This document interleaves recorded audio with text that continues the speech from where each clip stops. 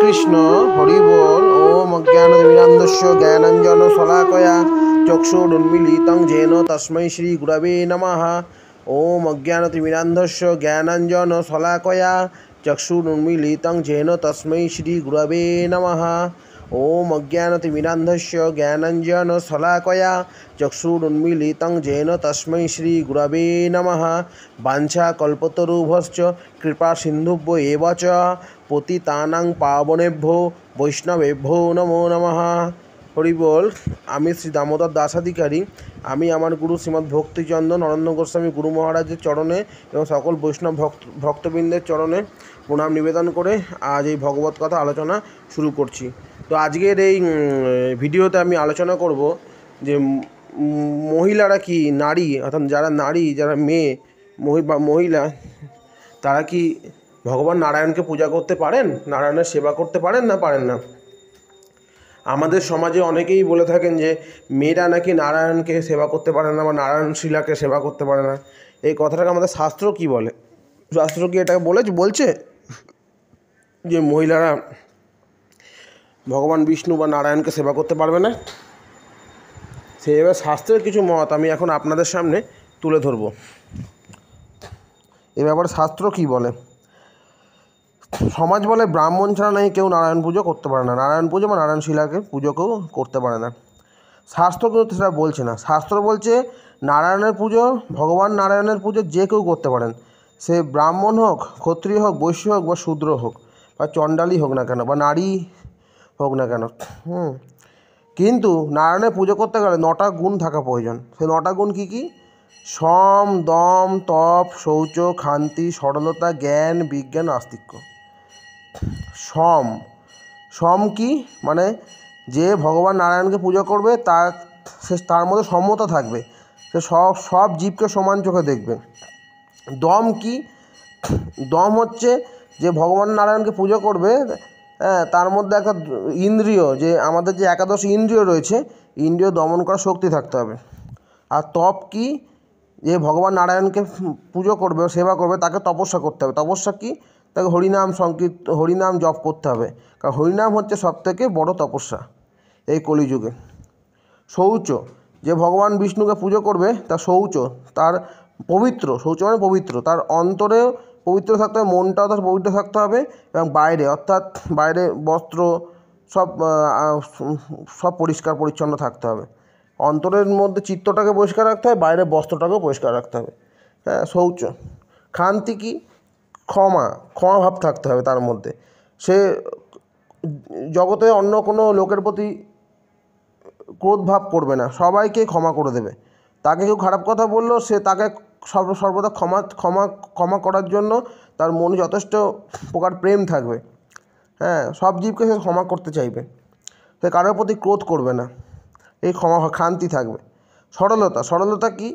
সে তার মন সবসময় সরল থাকবে, সে সবসময় ভগবানের গুণে এবং ভগবানের ভক্তিতে এতই আকৃষ্ট থাকবে এবং তার মন সর্বদা সরলতায় মিশে যাবে, মন সব সরল ভাব থাকবে।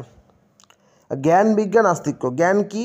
জ্ঞান হলো স্কুল কলেজের জ্ঞান না, জ্ঞান হলো ভগবানের জ্ঞান, গীতার জ্ঞান, ভগবতের জ্ঞান। ভগবান কে, ভগবান কি করে, ভগবান কীভাবে জগৎ সৃষ্টি করেছে, এইভাবে সমস্ত রকম গীতা ভগবতের যে জ্ঞান, সেই সমস্ত শ্লোকের যে জ্ঞান, সেই জ্ঞান থাকবে। বিজ্ঞান কি? সেই জ্ঞানের মধ্যে ঢুকে, বিজ্ঞান হচ্ছে সেই জ্ঞানের মধ্যে ঢুকে এই জ্ঞানের উচ্চস্তরে যে পর্যায়ে পৌঁছে যায়, সেইটা হলো বিজ্ঞান। এই বিজ্ঞান থাকতে হবে। আস্তিক্য, আর যে ভগবান নারায়ণকে পুজো করবে তার মধ্যে সবসময় আস্তিক্য, যে ভগবান আছেন, ভগবান তাকে রক্ষা করবেন, এরকম একটা ভাব তার মধ্যে থাকতে হবে। এই হচ্ছে আস্তিক্য ভাব, একে বলা হয় আস্তিক্য ভাব। এইটা থাকতে হবে যে ভগবান নারায়ণকে পূজা করবে। এই 9টা গুণ থাকতে হবে। কী কী? আর বলছি, সম, দম, তপ, শৌচ, ক্ষান্তি, সরলতা, জ্ঞান, বিজ্ঞান ও আস্তিক্য। এই 9টা গুণ থাকলেই আপনারা ভগবান নারায়ণকে পুজো করতে পারবেন। সে আপনি ব্রাহ্মণ পরিবারে জন্মগ্রহণ করেন না কেন, ক্ষত্রিয় পরিবারে জন্মগ্রহণ করেন না কেন, বৈশ্য হয়ে জন্মগ্রহণ করেন না কেন, শূদ্র হয়ে জন্মগ্রহণ করেন না কেন, আর নারী হয়ে জন্মগ্রহণ করেন না কেন, এই 9টা গুণ থাকলেই আপনারা ভগবান বিষ্ণু বা নারায়ণকে সেবা করতে পারবেন বা নারায়ণ শিলাকেও সেবা করতে পারবেন। এইটাই শাস্ত্রের মত। শাস্ত্র বলছে না যে ব্রাহ্মণ হলেই পুজো করতে পারবে। ব্রাহ্মণদের গায়ে যে পৈতে থাকে বা বৈষ্ণবের গায়ে যে আমি বৈষ্ণবের গায়ে যে পৈতে থাকে, পৈতে বলে 9টা গুণ থাকে। হ্যাঁ, এই 9টা গুণই হচ্ছে সম, দম, তপ, শৌচ, ক্ষান্তি, সরলতা, জ্ঞান, বিজ্ঞান, আস্তিক্য। এই 9টা গুণ অর্জন করতে হবে। 9টা গুণ যেই অর্জন করবে সেই বৈষ্ণব বা সেই ব্রাহ্মণ হয়ে যাবে। 9টা গুণ অর্জন করলেই সে বৈষ্ণব বা ব্রাহ্মণ হয়ে যাবে। সে যে কেউ হতে পারে, সে একজন নারীও যদি 9টা গুণ অর্জন করতে পারে, সম, দম, তপ, শৌচ, ক্ষান্তি, সরলতা, জ্ঞান, বিজ্ঞান, আস্তিক্য, তা সেও ব্রাহ্মণেরও উদ্দেশ্যে বৈষ্ণব হয়ে যাবে। এবার সে তো অবশ্যই নারায়ণের সেবা করতে পারবে। এই 9টা গুণ থাকতে হবে। সে যদি শূদ্র পরিবারে জন্মগ্রহণ করে জন্মসূত্রে, কিন্তু সে কালক্রমে শূদ্র পরিবারে জন্মগ্রহণ করেছিল, কিন্তু কালক্রমে সে এত পণ্ডিত হয়ে গেল শাস্ত্র অধ্যয়নের মাধ্যমে, হ্যাঁ, ভগবদ্গীতা, শ্রীমদ্ ভাগবত পুরাণ অধ্যয়নের মধ্যে এত পণ্ডিত হয়ে গেল, এবং তার মধ্যে 9টা গুণ চলে এলো, সম, দম, তপ, শৌচ, ক্ষান্তি, সরলতা, জ্ঞান, বিজ্ঞান, আস্তিক্য। হ্যাঁ, তো অবশ্যই ভগবান নারায়ণের পুজো করতে পারবে। তাহলে ভগবান নারায়ণের পুজো করতে গেলে শুধু মনে রাখতে হবে যে ব্রাহ্মণরাই করতে পারবে না, সকলেই করতে পারে। হ্যাঁ, ব্রাহ্মণ, ক্ষত্রিয়, বৈশ্য, শূদ্র, নারী, চণ্ডাল সবাই করতে পারে, কিন্তু যেই পুজো করবে তাকে এই 9টা গুণ নিয়ে পুজো করতে হবে। 9টা গুণ নিয়ে তাকে পুজো করতে হবে। 9টা গুণ নিয়ে পুজো করার সঙ্গে সঙ্গে তার স্থান হবে ব্রাহ্মণের উদ্দেশ্যে, বৈষ্ণব হয়ে যাবে। এটা মনে রাখবেন, একজন বৈষ্ণবের স্থান কিন্তু ব্রাহ্মণের ঊর্ধ্বে। বৈষ্ণবের স্থান কিন্তু ব্রাহ্মণের ঊর্ধ্বে। হ্যাঁ, হাজার হাজার ব্রাহ্মণ মিলে একটা বৈষ্ণব হয়। হাজার ব্রাহ্মণের যে বুদ্ধি সেটা মিলিয়ে একটা বৈষ্ণব হয়। হ্যাঁ, এটা মনে রাখতে হবে।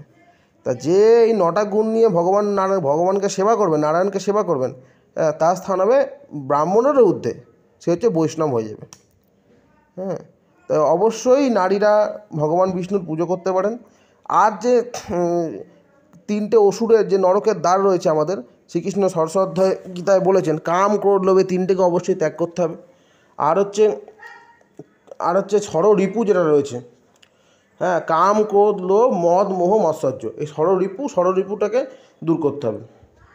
ষড়রিপুটাকে দূর করতে পারলেই আপনারা ভগবান নারায়ণকে সেবা করার একদম যোগ্য পাত্র বিবেচিত হবেন বৈকুণ্ঠ জগতের বাসীদের কাছ থেকে বা ভগবানের ভক্তদের কাছ থেকে একদম যোগ্য পাত্র বিবেচিত হবেন। তো আজকের ভিডিও এখানেই শেষ করলাম। সবাই চেষ্টা করুন হরি ভজন করার। হরে কৃষ্ণ কৃষ্ণ কৃষ্ণ হরে হরে, হরে রাম রাম রাম হরে হরে।